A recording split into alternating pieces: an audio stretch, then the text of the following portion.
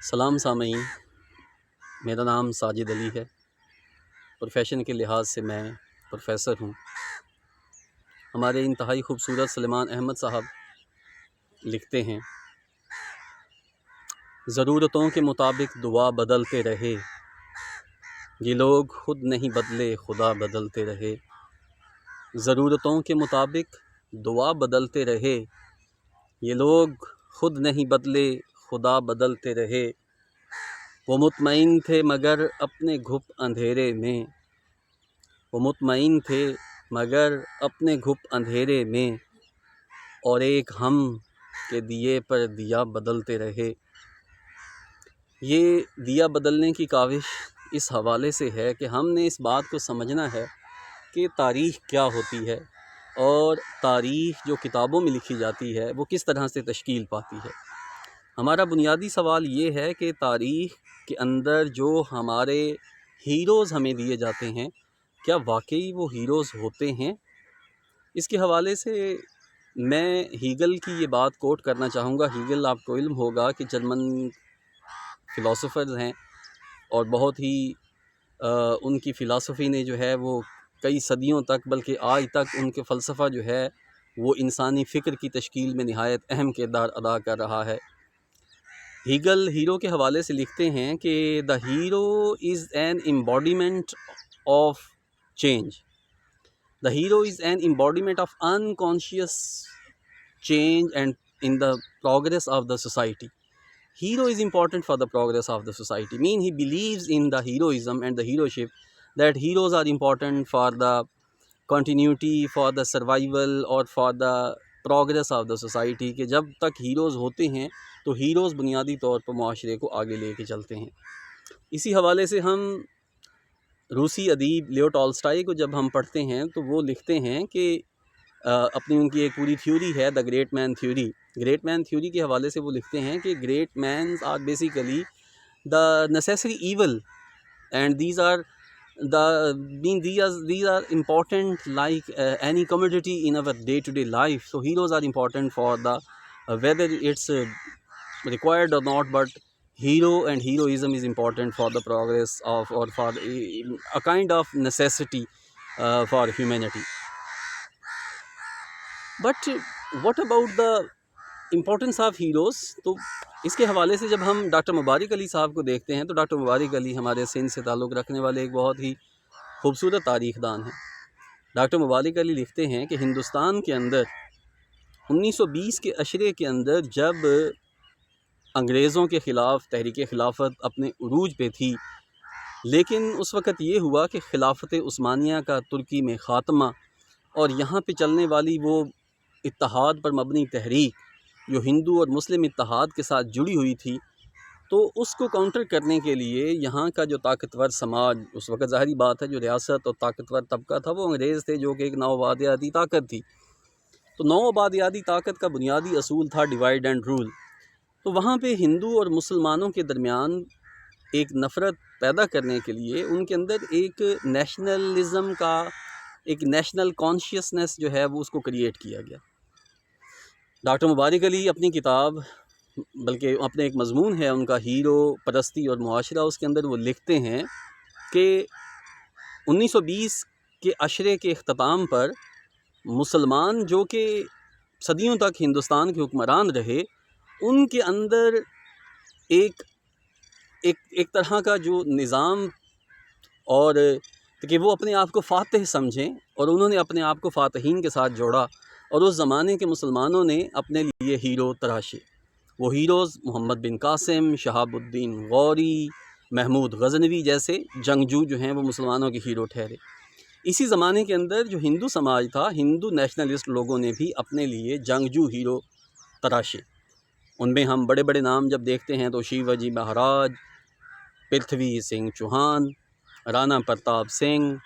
باندر سنگھ بہادو، اس طرح کے نام ہمارے سامنے آتے ہیں۔ تو وہ ہندوستان جو صدیوں تک ایک دوسرے کے ساتھ جڑا رہا، اور جہاں پہ ہندو مسلمان جو ہیں وہ آپس میں مل کے رہ رہے تھے، ان کو ہیروز کے نام پہ جو ہے وہ تقسیم کر دیا گیا۔ مسلمان کے لیے وہ فاتحین جو ہندوستان میں آئے، انہوں نے یہاں پہ کا مال و دولت لوٹا، اور وہ یہ ہندوستان سے وسائل لے کے اپنے ممالک، یعنی کہ جب ہم سینٹرل ایشیا کی بات کرتے ہیں یا محمد بن قاسم کی بات کرتے ہیں تو اس کو سندھ میں آج بھی ہیرو نہیں مانا جاتا۔ وہاں کے لیے راجہ داہر جو ہے وہ سندھی نیشنلسٹ کے لیے راجہ داہر جو ہے وہ وہاں پہ ایک ہیرو ہے۔ تو ہم اس چیز کو سمجھنے کی کوشش کریں گے بنیادی طور پہ، پھر ہم اپنی تاریخ کے اس سوال کی طرف جائیں گے کہ ہیروز ہوتے کیوں ہیں، ہیروز بنائے کیوں جاتے ہیں۔ ہیروز بنیادی طور پر طاقتور طبقہ یا ریاست اس لیے تشکیل دیتی ہے تاکہ عوام کو کنٹرول کیا جا سکے۔ عام عوام جو کہ اپنے مقامی مسائل، مقامی پرابلمز، جو ان کی گلی محلے اور ان کی جو ڈے بائی ڈے جو ان کی ایک ضروریات ہوتی ہیں، وہ ان کی طرف سوچنے کے بجائے وہ اپنے آپ کو لارجر دین لائف ہیروز کے ساتھ کنیکٹڈ فیل کرتے ہیں۔ ہم آج بھی دیکھتے ہیں کہ پاکستان اور جتنے بھی پسماندہ طبقات اور پسماندہ معاشرے ہیں، چاہے وہ افریقہ کے اندر ہوں، چاہے وہ پاکستان ہندوستان کے اندر جو ہے، وہ وہاں پہ آج بھی جنگجوؤں کو ہیرو سمجھا جاتا ہے۔ یعنی کہ کسی بھی امن پسند انسان کو جو امن کی بات کرے گا، اور خاص طور پہ جب ہم اسلامی خطے کی بات کرتے ہیں تو اسلامی خطے کے اندر سب سے بڑا مسئلہ یہ ہے کہ وہ آج بھی ان کے تصور میں ہیرو وہ ہے جو گھوڑے پہ سوار ہے اور اس نے تلوار ہاتھ میں پکڑی ہوئی ہے اور کشتوں کی پشتے لگاتا چلا جا رہا ہے۔ تو اسلامی تاریخ کے اندر، اور خاص طور پر جب ہم پاکستان کی بات کرتے ہیں، تو پاکستان کے اندر بھی پروپیگنڈا ٹیکنیک سے روز نئے سے نئے ہیروز ہمیں مارکیٹ میں دیے جاتے ہیں۔ اس کا بنیادی مقصد یہ ہوتا ہے تاکہ سماج اور سماجی رویے وہ اس طرح سے تشکیل نہ پا سکیں کہ وہ طاقتور طبقات کے سامنے سوالات کھڑے کریں۔ وہ ان ہیروز کو اپنا نجات دہندہ سمجھتے ہیں، وہ ان ہیروز کے ساتھ اپنی وابستگی کا اظہار کرتے ہیں، اور وہ ان ہیروز کے لیے اپنا جان، مال اور اپنی تمام قسم کی قربانی دینا جو ہے وہ اپنے لیے ایک باعث فخر سمجھتے ہیں۔ تو ہمیں اس بات کو سمجھنے کی ضرورت ہے کہ تاریخ کے اندر ہیروز کی تشکیل کیسے ہوتی ہے، تاریخ میں ہیرو جو ہیں وہ کس طریقے سے تخلیق کیے جاتے ہیں، اور جدید ریاستی نظام کے اندر جب ہم 21ویں صدی کے اندر دیکھتے ہیں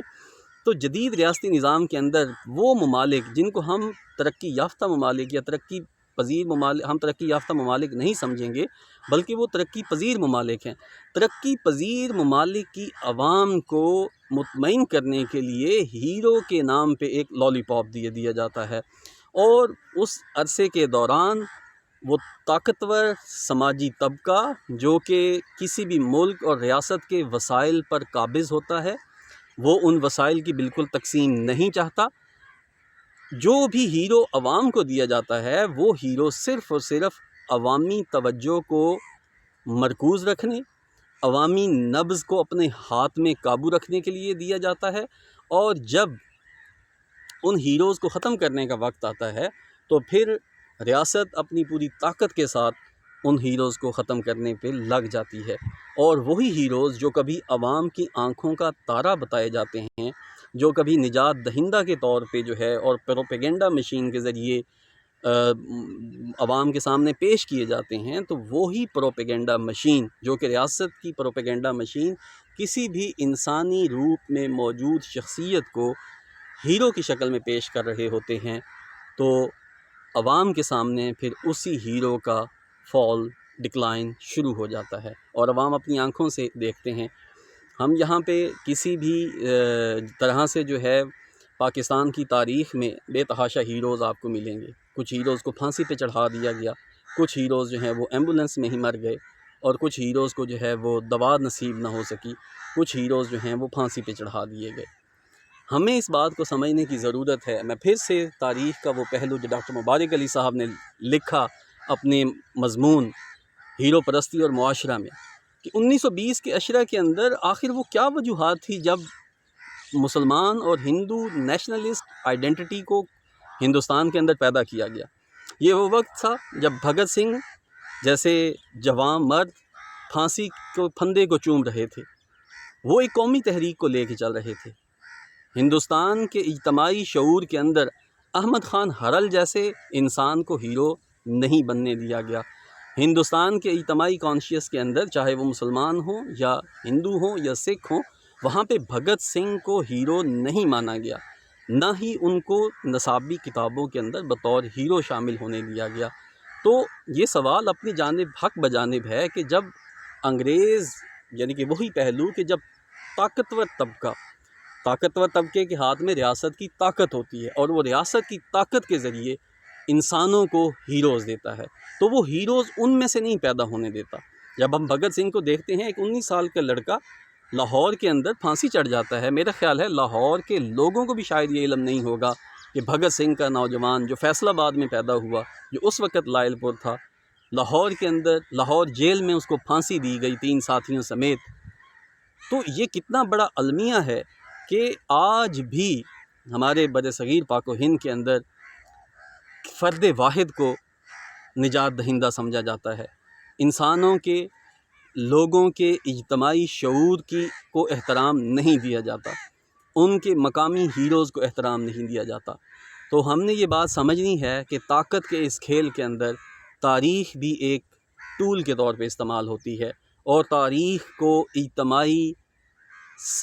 اجتماعی شعور کی تشکیل کے لیے استعمال کیا جاتا ہے۔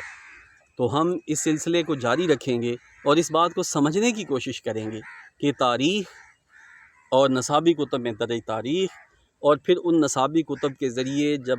بچوں سے لے کر یونیورسٹیز تک وہی تاریخ جب پڑھائی جاتی ہے تو وہ کس طرح سے معاشرے کے اجتماعی شعور کا حصہ بن جاتی ہے، اور لوگ اس کریٹڈ ریئلٹی کو، مینوفیکچرڈ ریئلٹی کو لوگ جو ہیں وہ حقیقت تسلیم کرنا شروع ہو جاتے ہیں، اور وہ سچ جو کہ سچ بنا کے ان کو دکھایا جاتا ہے، وہ سچ کو ماننے سے انکار کر دیتے ہیں۔ وہ اپنے ان جدوجہد کرنے والے انسانوں کو ہیرو ماننے سے انکار کر دیتے ہیں۔ وہ ہیروز وہ لوگ جن کے لیے ہمارے بہت ہی خوبصورت شاعر محسن نقوی نے کہا تھا، پتھر کوٹنے والوں کو شیشے جیسی سانس ملے، پتھر کوٹنے والوں کو شیشے جیسی سانس ملے، محسن روز دعائیں مانگیں زخمی ہاتھوں والے لوگ۔ تو ہمارے لیے ہیروز جو ہیں وہ ہماری کھیتوں میں کام کرنے والی خواتین ہونی چاہیے، ہمارے لیے ہیروز وہ باپ ہونا چاہیے جو اپنے بچوں کو جد و جہد کے ساتھ ان کے خوابوں کی تکمیل کے لیے دن رات محنت کرتا ہے۔ ہمارا ہیرو وہ بھائی ہونا چاہیے، وہ بہن ہونی چاہیے جو تپتی دوپہر کے اندر اپنے مقاصد کے حصول کے لیے جد و جہد کر رہی ہوتی ہے۔ ہمیں اپنے ہیروز اپنے ارد گرد ڈھونڈنے ہوں گے، ہمیں اپنے ہیروز وہ لوگ بنانے ہوں گے جو لوگ ہماری عملی زندگی میں اہم ترین کردار ادا کرتے ہیں۔ پھر وہی محسن نقوی کی بات کہ پتھر کوٹنے والوں کو ان کو ہیرو سمجھیں، ان کو سیلیوٹ کریں، ان کا احترام کریں۔ اپنا بہت بہت خیال رکھیے، بہت شکریہ۔